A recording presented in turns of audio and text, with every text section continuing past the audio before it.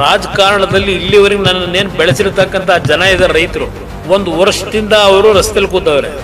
ಎಷ್ಟು ದಿವಸ ಸುಳ್ಳು ಹೇಳ್ಕೊಂಡು ಬದುಕ್ತೀರಿ? ಸಾಯ್ಬೇಕಾದ್ರೆ ಯಾವುದನ್ನೂ ಒತ್ಕೊಂಡು ಹೋಗಲ್ಲ, ಹೋಗ್ಬೇಕಾದ್ರೆ 6 ಅಡಿ 3 ಅಡಿನೇ. ಜನಗಳಲ್ಲಿ ಅಯ್ಯೋ ಒಬ್ಬ ಇದ್ನಪ್ಪ ಪುಣ್ಯಾತ್ಮ ಅಂತಕ್ಕಂಥ ಹೆಸರು ಮಾಡ್ಕೊಂಡು ಹೋಗಿ. ಬಿಡದಿ ಟೌನ್ಶಿಪ್ ಹೆಸರಲ್ಲಿ ರಾಜ್ಯದ ಕಾಂಗ್ರೆಸ್ ಸರ್ಕಾರ ಸ್ವತಃ ತಾನೇ ರಿಯಲ್ ಎಸ್ಟೇಟ್ ವ್ಯವಹಾರ ನಡೆಸೋದಕ್ಕೆ ಹೊರಟಿದೆ. ಇದನ್ನ ನಿಲ್ಲಿಸದೇ ಇದ್ರೆ ಹೋರಾಟ ಮಾಡ್ತೀವಿ ಅಂತ ಕೇಂದ್ರ ಕೈಗಾರಿಕಾ ಸಚಿವ ಎಚ್.ಡಿ. ಕುಮಾರಸ್ವಾಮಿ ಎಚ್ಚರಿಕೆ ಕೊಟ್ಟಿದ್ದಾರೆ. ಸುದ್ದಿಗೋಷ್ಠಿಯಲ್ಲಿ ಮಾತನಾಡಿದ ಅವರು, ಬಿಡದಿ ಟೌನ್ಶಿಪ್ನಲ್ಲಿ ನಿವೇಶನ ಮಾರಾಟ, ತೆರಿಗೆ ಮತ್ತಿತರ ಮೂಲಗಳಿಂದ 15 ವರ್ಷದಲ್ಲಿ 33,000 ಕೋಟಿ ಆದಾಯ ಬರುತ್ತೆ ಅಂತ ಅಧ್ಯಯನದ ವರದಿಯಲ್ಲಿ ಉಲ್ಲೇಖಿಸಿದ್ದಾರೆ. ಸಚಿವರ ಸಂಪುಟ ಸಭೆಯಲ್ಲೂ ಇದನ್ನು ಒಪ್ಪಿದ್ದಾರೆ. ಇದು ರಿಯಲ್ ಎಸ್ಟೇಟ್ ವ್ಯವಹಾರ ಅಲ್ಲದೆ ಮತ್ತೇನು ಅಂತ ಪ್ರಶ್ನೆ ಮಾಡಿದ್ದಾರೆ. ಯಾವುದೇ ಕಾರಣಕ್ಕೂ ಭೂಮಿ ಕೊಡೋದಿಲ್ಲ ಅಂತ ಹೇಳ್ತಾ ಇರೋ ರೈತರನ್ನ ಬೆದರಿಸೋ ಕೆಲಸವಾಗ್ತಾ ಇದೆ. ಬೆದರಿಕೆ ಆಟ ನಮ್ಮ ಮುಂದೆ ನಡೆಯೋದಿಲ್ಲ. ಭೂಮಿ ಬಿಟ್ಕೊಡೋ ಪ್ರಶ್ನೆಯೇ ಇಲ್ಲ. ಅದು ಹೇಗೆ ಭೂಮಿ ವಶಪಡಿಸ್ಕೊಳ್ತಾರೋ ಬಂದು ವಶಪಡಿಸ್ಕೊಳ್ಳಿ ಅಂತ ಸವಾಲು ಕೂಡ ಹಾಕಿದ್ದಾರೆ. ಇವತ್ತು ನಾನು ಇದನ್ನು ಯಾತಕ್ಕೆ ಇಲ್ಲಿ ಹೇಳ್ತಾ ಇದ್ದೀನಿ ಅಂದರೆ, ನಿಮ್ಮ ಮುಂದೆ ನಾನು ಸುಮ್ಮನೆ ತೋರ್ಗಾಣಿಕೆಗೆ ಹೇಳ್ತಿಲ್ಲ. ಇವತ್ತು ನಮ್ಮ ರಾಜಕಾರಣದಲ್ಲಿ ಇಲ್ಲಿವರೆಗೆ ನನ್ನನ್ನೇನು ಬೆಳೆಸಿರ್ತಕ್ಕಂಥ ಜನ ಇದ್ದಾರೆ ರೈತರು, ಒಂದು ವರ್ಷದಿಂದ ಅವರು ರಸ್ತೆಲಿ ಕೂತವ್ರೆ. ಇವತ್ತಿನವ್ರಿಗೆ ಯಾರೂ ಹೋಗಿ ನೋಡಲಿಲ್ಲ. ಬನ್ನಿ ಹೋಗೋಣ ಒಟ್ಟಿಗೆ. ನೀವು ನಿಜಕ್ಕೂ ನಿಜವಾದ ರೈತರು ಅಲ್ವೋ ಅಂತಕ್ಕಂಥದ್ದು ಏನು ಹೇಳ್ತೀರಿ? ಅವ್ರು ರೈತರು ಅಲ್ವೋ ಅನ್ನೋದನ್ನ ಪರೀಕ್ಷೆ ಮಾಡೋಣ, ಹೋಗೋಣ ಬನ್ನಿ.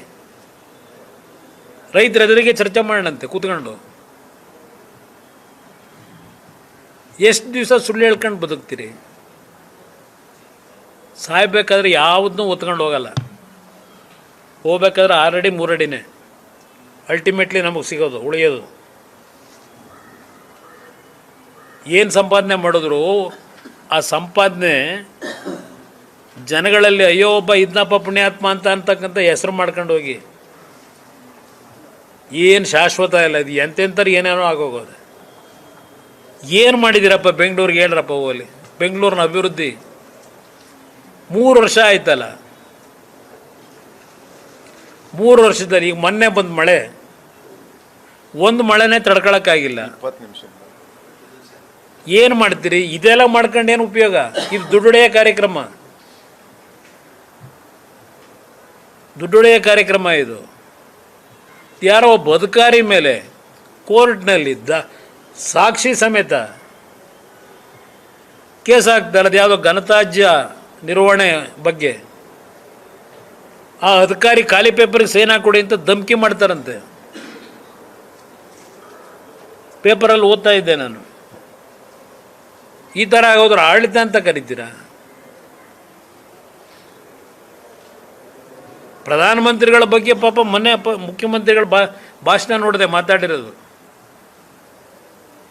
ನೀವು ಯಾವ ರೀತಿ ನಡೆಸಿದ್ದೀರಿ? ಉತ್ತರ ಕರ್ನಾಟಕ ಜಿಲ್ಲೆಗಳು ಏನಾಗವೆ? ಪಾಪ ಪುಣ್ಯದ ಮಥನವೋ, ನೀತಿ ತತ್ವದ ಕಥನವೋ, ಬಲಾಬಲಗಳ ಘೋರ ಕದನವೋ, ಪ್ರೇಮ ಕಾಮದ ಸದನವೋ, ರಾಗ ದ್ವೇಷದ ದೋಷವೋ, ಜನ್ಮ ಜನ್ಮದ ಪಾಶವೋ.